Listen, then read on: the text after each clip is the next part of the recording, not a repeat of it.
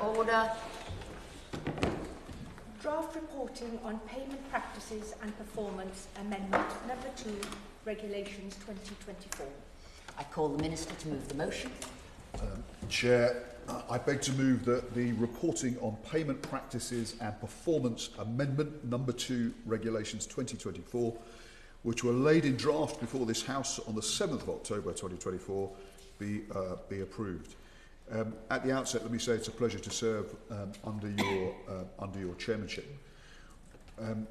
Perhaps by way of introduction, let me explain that these regulations seek to amend the reporting on payment practices and performance regulations 2017 and the limited liability partnerships reporting on payment practices and performance 2017. Let me give a bit of context to the issue. Prompt and fair payment has long been an issue in the construction sector and particularly affects small businesses in the supply chain. Holding what is known as retention money is a long-established construction contractual practice intended to provide security against defective work or the insolvency of the subcontractor supplier. However, it can operate unfairly against smaller suppliers who can feel unable to question or to challenge how the practice is applied in practice. A retention clause allows the employer to deduct and retain a proportion of the value of the contract otherwise owed to the supplier until particular contractual conditions are met. Typically, 3 to 5% is held over the duration of the project and for a period post-completion. The use of retention clauses in construction contracts can be particularly problematic to the supply chain due to late, partial or non-payment of retentions, or these being permanently lost through upstream insolvencies. What I should go on to add is that there has been an attempt to deal with this issue. Not everything the previous government did was entirely wrong. This is one of those rare exceptions where the government recognised that there was a problem in this space and were intending to introduce this regulation until the general election was called. Recognising the good intent behind this particular proposal, we have sought to relay it before the House, and this is the resulting debate. What there isn't in the existing regulations as it stands at the moment are the requirements for specific reporting relating to retentions that are held under construction contracts. What this SI seeks to do is to put that right. It will bring greater transparency in relation to the retention policies, practices and performance of larger businesses that have construction contracts. In the first instance, reporting will require a statement on whether the company's payment practices and policies include or do not include retention clauses. Where a company makes a statement that retention clauses are included in their construction contracts, further information must be submitted. Details will be required on whether retention clauses are included in all their construction contracts, whether the company's standard payment terms include retention clauses, or whether retention clauses are used only in specific circumstances which they would need to describe. Details would also be required on whether there's a contract value under which no retention clause is included and that value, whether there is a standard rate of retentions applied and that rate, whether there's a practice of using retention clauses that's no more onerous than those which the businesses upstream are subject to, and whether there's a description on the process for the release of the retentions that are held. 2 specific metrics will also be required: the percentage ratio of the amount of retention that's withheld from the company by its clients, which the company holds back from its suppliers, and the percentage ratio of the amount of retention that the company withheld from the total value of payments made to suppliers as a proportion of the amount paid to suppliers during the reporting period. Those metrics will help provide smaller firms with better information about a large business's retention payment practices, and by doing so, incentivise large businesses to improve these practices. In conclusion, this is a measure that will provide small firms in the construction supply chain with information that will enable them to take decisions about entering into contracts and to understand how to ensure that retentions owed to them are paid. It will also create a clear incentive for firms to improve their payment performance in relation to retentions. Perhaps the last thing I should say, Chair, by way of introduction, is that the government is looking at the whole practice of late payment in general terms. We've announced our intention to consult more broadly on what further measures we can bring in to tackle the problems around late payment. But this SI was, we think, stands alone as being a useful measure, and I commend it to the House. The question is that the committee has considered the draft reporting on payment practices and performance, Amendment number 2, Regulations 2024. Dame Harriet Baldwin. Thank you very much, Ms McVeigh. It's a very great pleasure to serve under your chairmanship this morning. And I just note that the Minister highlighted the fact that, in fact, this initiative had been started under the previous government, and so you would not expect me to be objecting to its passage today. But I do have, in the interest of scrutiny, a few questions for the Minister, if I may. The explanatory memorandum accompanying the statutory instrument highlights the improvements that have occurred in the time that it takes to pay invoices since these measures were brought in 2018. And there was strong support in the consultation for extending the reporting requirements to these retention payments. So could the Minister summarise for the record what the objections were in the consultation and from whom they came, the people who didn't support moving forward with these measures? The department will generally, it says in the explanatory memorandum, seek to encourage businesses to comply with the regulation by encouraging them, getting in touch with them, rather than prosecuting them for non-compliance. So could the Minister highlight if there have actually been any prosecutions at all under the previous payment regulations, and if so, who the holdouts or the big contractors that have resisted these measures have been? Most companies say that this regulation will be an ongoing cost to their business. It's estimated to be a small amount of £10 million per year. Can the Minister outline for the committee any measures that he's planning that will reduce cost for businesses?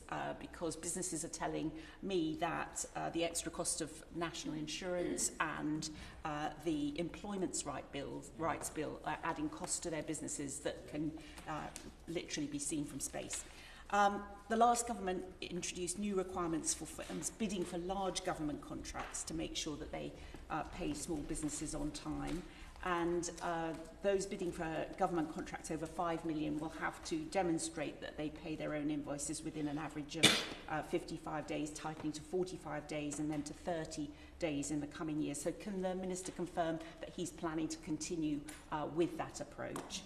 And the last government overhauled the voluntary prompt payment code, halving the time signatories have to pay small businesses to 30 days.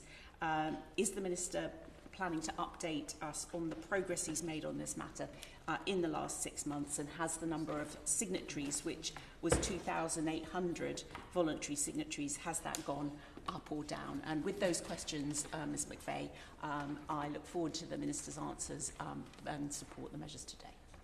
Daisy Cooper. Thank you, Madam Chair. In so many sectors, we have this enormous power imbalance between large companies and these smaller companies, which they often contract through their supply chains, and construction is no exception. So we Liberal Democrats have no objection to this and broadly welcome it.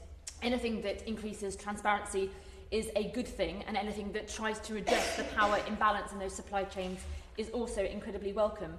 Madam Chair, I have just 2 questions for the Minister. The first is, as a Liberal, I strongly believe in the power of incentives, and we always hope that incentives work. In many cases, they do.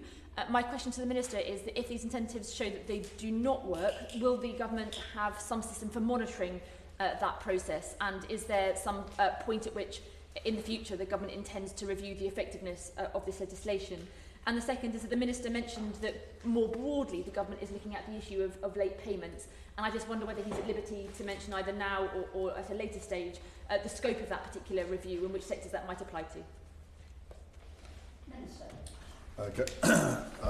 I'm grateful to the Honourable Lady, Right Honourable Lady for West Worcestershire, and the Honourable Lady for St Albans for their questions. Let me try and pick up those questions. On the question of the prosecution of firms, as she will be aware, and as I think I alluded to in my opening remarks, regulations on reporting did come into force back in 2017. To be blunt and to be candid in this forum, there hasn't been much enforcement of those regulations. We are seeking to put that right and have written out to over 500 firms who haven't been complying with those regulations.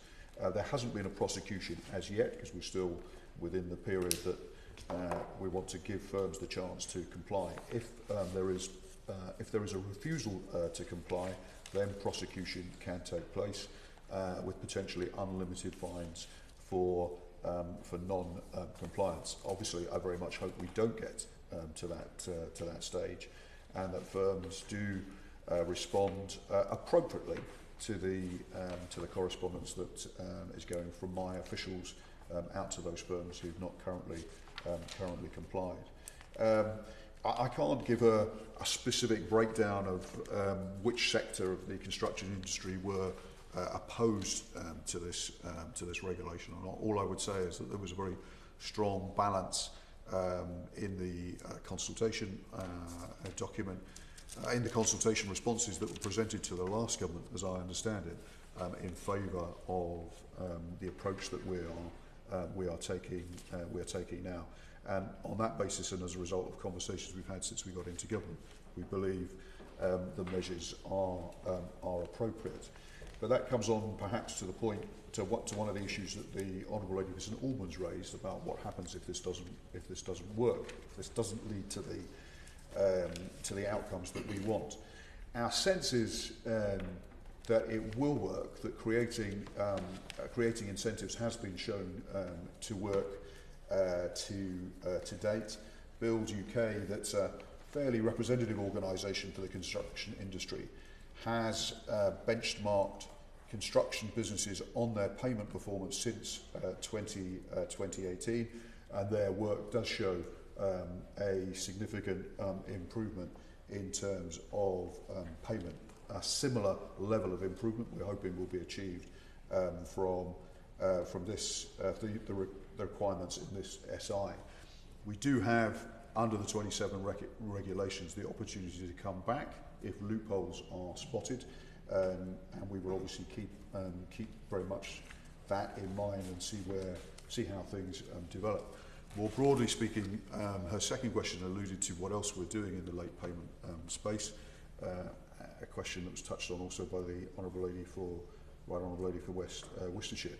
We are getting ready to consult on a package of further legislative measures around payment practice. We're not quite ready to do it now, so I can't tell the House that, but we will be bringing forward proposals shortly, I'll say, and obviously the House will be informed at the appropriate time, because we recognise this is a huge issue for small businesses, has led in many cases to small businesses going bust, and is a huge waste of time in terms of the productivity of small businesses having to chase late payments up. I hope on that basis, Chair, and having answered those questions, that the House will support the SI. The question is that the committee has considered the draft reporting on payment practices and performance amendment number 2, regulations 2024. As many of that opinion say aye. Aye. Of the contrary, no. I think the ayes have it. The ayes have it. Order, order.